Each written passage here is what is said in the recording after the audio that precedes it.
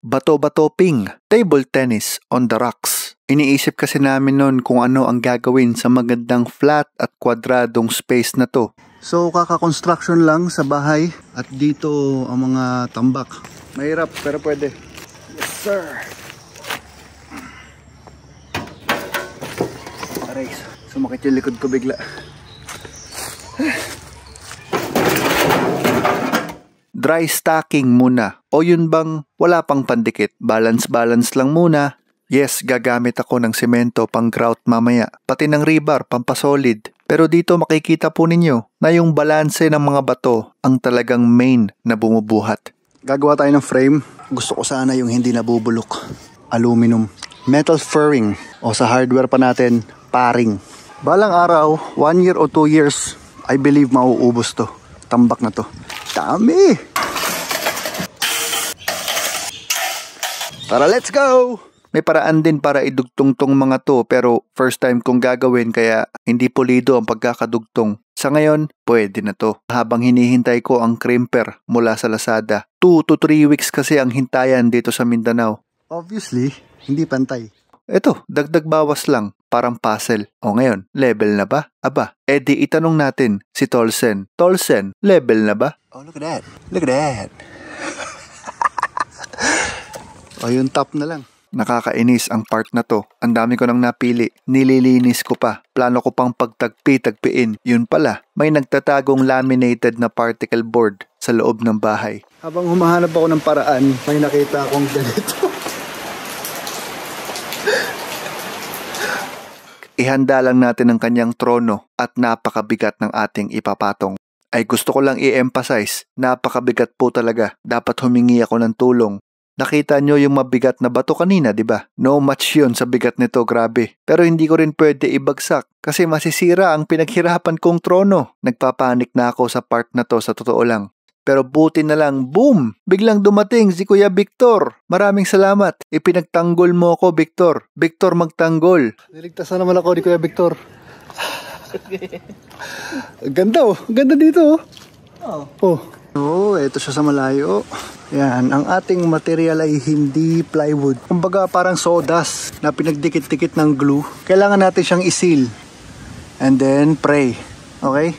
May napansin nga lang ako na konting pagyuko. Very slightly lang. Ang safest option na naisip ko ay maglagay ng isa pang paa sa gitna. Hindi ko gusto pero for safety purposes.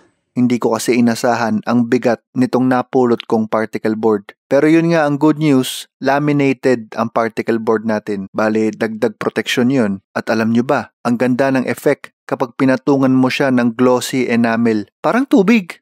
Look at that, I can see the tree. Nakachamba ako. Hindi ko pinlano yung gloss eh. Nasolve na yung kanyang pagbobow. Nilagyan ko ng panlimang paa sa gitna, pero nandaya na ako. Meron ng paring.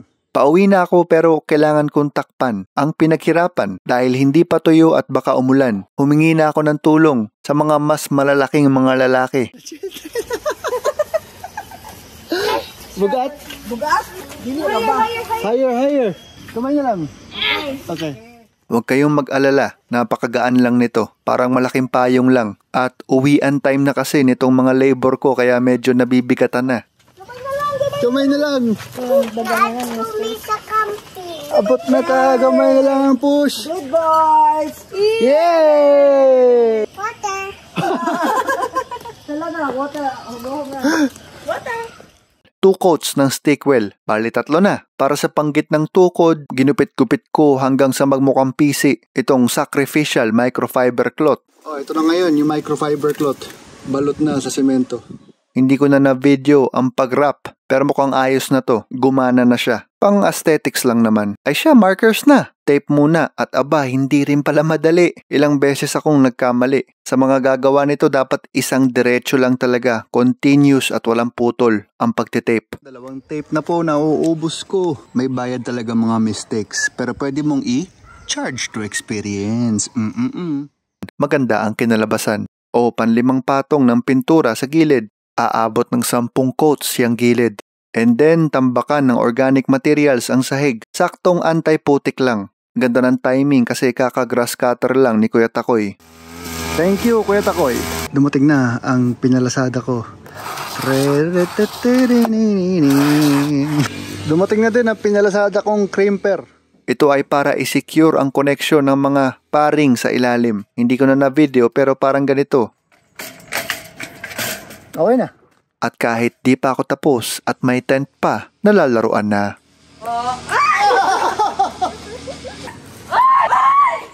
Ang daming hiyaw. Mabuti at di kami pinuntahan ng pulis.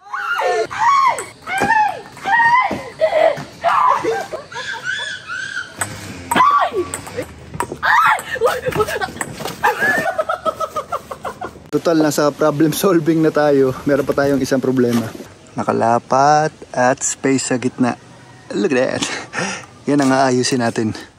Hindi ko naisip to. Dapat simula pa lang may frame na ang tabletop. Hay, okay. Habol na lang natin. Tingin ko naman pwede pa. Lagay tayo tukod. Ginawa ko sa lahat ng mga gilid. Hindi na kasya yun. Heto na si Maiko, ang pinsan ko na marunong talaga magpingpong. Tuturuan na kami ng rules habang tabingi pa yun net. Oh, so peaceful. Walang tumitili. Bang on, bola check, bola check. Oh, look at that. Tulad nung paggawa ko nitong soil basketball court o Utah Jazz, gigil na kami maglaro kahit hindi pa tapos na tapos.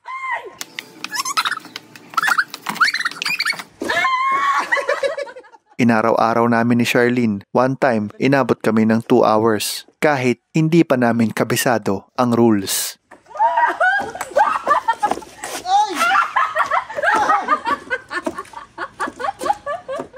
Nagtuturo na ako ng mga tinuro sa akin. Eto si Ate Bebe. Panibagong dahilan na naman para magtungo sa garden ang mga tao. Nice. Pang siyam na patong na. Kita mo yung mga rebar na yan, no? May tubo pa, nagkalat. For added strength lang yan. At para magpasahan sila ng lakas. Kaya lang, ang sagwa tignan. Kailangan natin i-secure. 2, 3. Oh, ganda to. Dagdag natin. Semento. Okay. Opportunity ko na din para mag-experiment nung tinatawag na wattle and dub, isang tradisyonal na construction method na naghahalo ng natuyong damo at lupa. Low risk na experiment lang naman to kasi elevated at may bubong. So chance ako na. Pasintabi, baka mawirdohan po kayo dito. Pero nag-uumapaw na ang aking curiosity. Naglagay na ako ng tenga sa bitan ng net. Unti-unting na-solve. Sumasarap na ang mga laro. Naglasada na ako ng proper cover. Okay, game! Tournament! Itong si Trisha, first time down niya sa malaking table. Pero tingnan mo, lahat binabalik lang niya. Ito na si Maiko, kapatid ni Trisha, yung nagturo sa akin ng rules, unbeatable.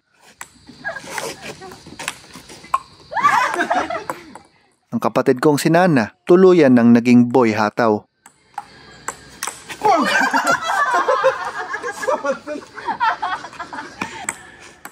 Pero hopefully, ang unbeatable na si Maiko, nakalog natin ng konti kahit papano. Naging subject ko to sa PE, nagamit din sa wakas. At minsan sa buhay, kailangan mo maging tsambalero. Pero wala, unbeatable talaga si Maiko. Shake hands daw, sabi ni Direk Charlene. At dyan na natin tapusin, nadagdagan ng bagong event ang Barangay National Olympics. Another one for the books. Medyo mahirap na project na naman ang natapos. Just a few meters away from the Utah Jazz soil court. Ay sayang, wala na akong time mag-plaster nito. Pero confident na ako na solid na yan. Naging opportunity for bonding, exercise at experiments. At kapag hindi ginagamit, aba, para sa akin, art installation siya. Gusto kong mapuno ng halaman ang paligid hanggang sa matakpan yung hollow blocks sa wall. Sana may maglaro pa rin kahit nasa Maynila kami ni Charlene at mga pinsan. Private pa rin siya na lugar pero kung nakapunta ka na dito at may kontak ka sa mga nakatira, i-chat mo lang. Maraming salamat sa pagnood nitong Bato Ping.